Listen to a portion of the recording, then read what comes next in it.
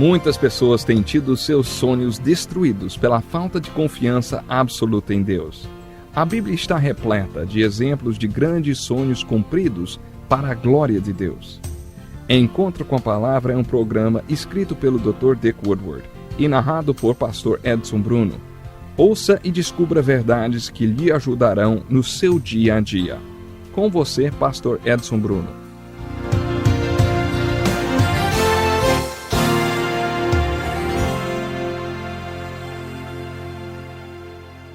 Estamos começando mais um encontro com a Palavra. Bem-vindo! É hora de você pegar a sua Bíblia e juntar-se a nós para mais um estudo da Santa Palavra do nosso Deus. Depois de termos analisado o livro de Josué, começaremos agora a ver o livro de Juízes. O tema do livro de Josué era a conquista. Entrar e conquistar a terra de Canaã. Um dos problemas vistos no livro de Josué é que o povo de Israel não expulsou os outros povos da terra de Canaã. Mais tarde, esses mesmos povos conquistaram os israelitas em várias batalhas que ocorreram nos dias do livro de Juízes.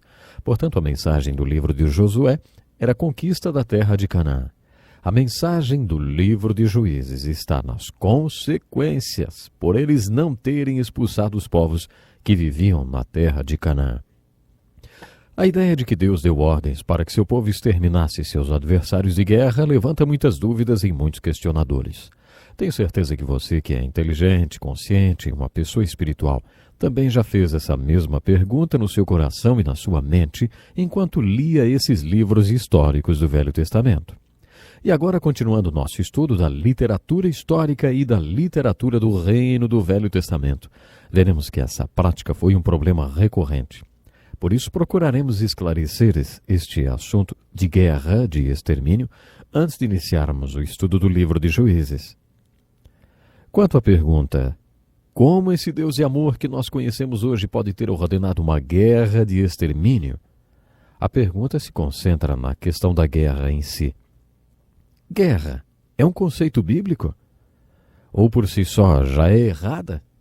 Muitos devotos, Quakers e Amonitas, e pessoas de outras crenças, creem que a guerra é absolutamente errada e vão morrer com essa convicção.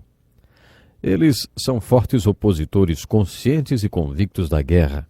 Tenho vários amigos que participam desses dois grupos e respeito muito os pacificadores dedicados e sinceros.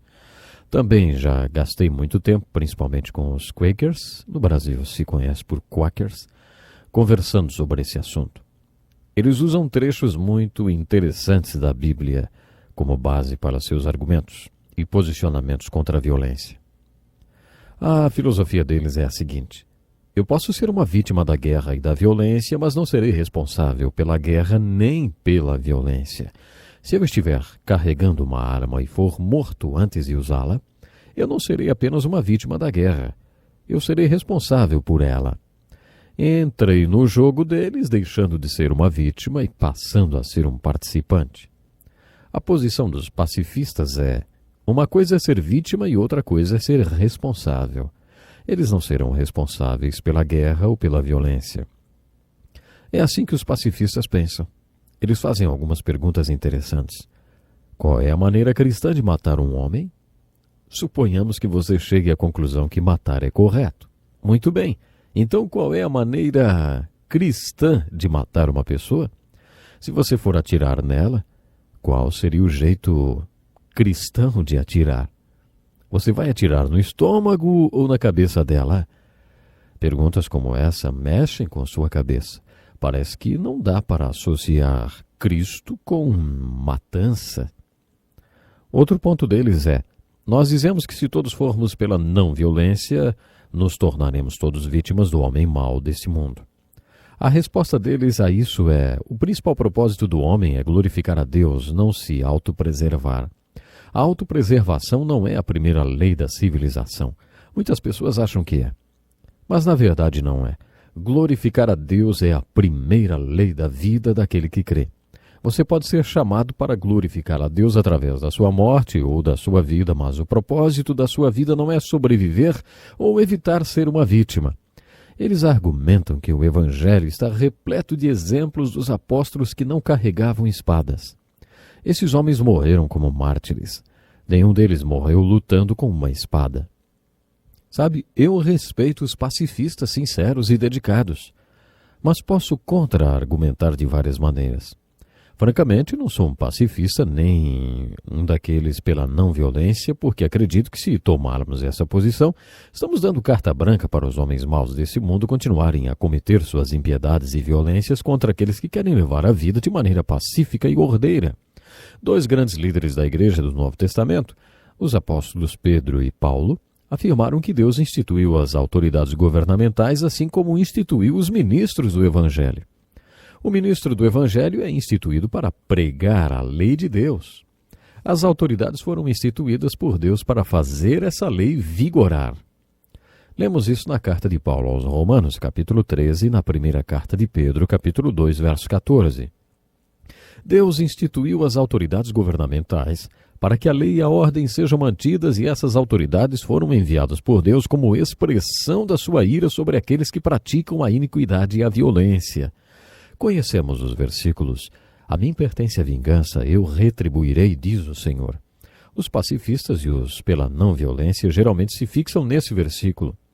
Os apóstolos que eram pacifistas acreditavam que Deus fará o seu julgamento um dia, por isso eles não julgavam. Haverá esse julgamento e haverá justiça no julgamento.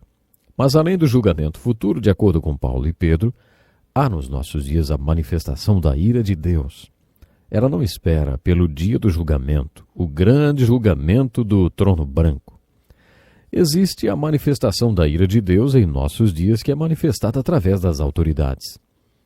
Esses apóstolos nos ensinam: se você quiser ficar bem com as autoridades, então obedeça às leis. Se você não fizer isso, é melhor se cuidar, porque eles vão usar a espada com razão. A espada será usada sobre você. A Bíblia diz isso. A implicação e a aplicação disso é que se as autoridades usarem a espada sobre você, estarão sendo instrumentos de Deus. Portanto, se você acredita nessas autoridades instituídas, então você deve também crer que os ímpios não devem ter liberdade para causar destruição e violência para aqueles que querem viver pacificamente. Se todos nós tivéssemos sido pacifistas nos anos 40, hoje não haveria nenhum judeu sobre a face da terra, porque Hitler teria matado todos eles. Isso era óbvio. Onde houvesse judeus, ele iria atrás para cometer genocídio. Acredito que se as forças aliadas não tivessem entrado na Europa e mais tarde em Berlim, hoje não haveria um só judeu vivo. Os pacifistas deixariam os Hitlers do mundo agirem. Mas se você não é um pacifista, você está assumindo a posição descrita em Romanos capítulo 13 e em 1 Pedro 2 e 14. Você acredita em uma força militar. Quando assume essa posição, você acredita em uma defesa forte e na guerra. O general Eisenhower, oficial comandante das forças que invadiram a Normandia e mais tarde Berlim, tornou-se presidente dos Estados Unidos. Sua mãe era pacifista da Igreja de Cristo no estado do Texas, e foi como pacifista que ele foi criado. No 20º aniversário do Dia da Vitória na Europa, o general Eisenhower foi entrevistado ao lado do general Montgomery das forças expedicionárias inglesas. O repórter perguntou ao general Eisenhower se o fato de sua mãe ter sido uma pacifista foi um problema para ele enquanto liderava o maior exército já reunido em todos os tempos. O general Eisenhower respondeu: francamente foi. Até que eu entrei no primeiro campo de concentração que tinha sido tomado, depois de ver o que os nazistas tinham feito naqueles campos de morte, nunca mais o pacifismo me causou qualquer problema. Eu cheguei à conclusão que o nazismo de Hitler era como um câncer no corpo do mundo, e como um câncer ele tinha que ser eliminado. Depois que vi aqueles campos de morte, o pacifismo nunca mais me incomodou. Se como Eisenhower você acredita que há pessoas no mundo e que Deus quer que sua ira seja manifestada contra eles, então você acredita na força militar, nas autoridades instituídas, você acredita na guerra também. A próxima pergunta é: se você acredita na guerra, você acredita na guerra de extermínio? Na Primeira Grande Guerra, A guerra que terminaria com todas as outras guerras que aconteceu em 1918, quando a Alemanha foi conquistada na Primeira Guerra, não foi uma guerra de extermínio. Nem sequer foi uma vitória decisiva, porque 20 anos depois eles foram para a guerra outra vez. Para mim, uma outra guerra, a do Vietnã, foi uma guerra suja. Conheço alguns daqueles que lutaram no Vietnã durante 3 anos e 3 meses. Eu acho que jamais se recuperaram dessa experiência. Não havia regras no Vietnã. Muitos foram mortos porque criancinhas aproximavam-se dos soldados e entregavam para eles granadas armadas.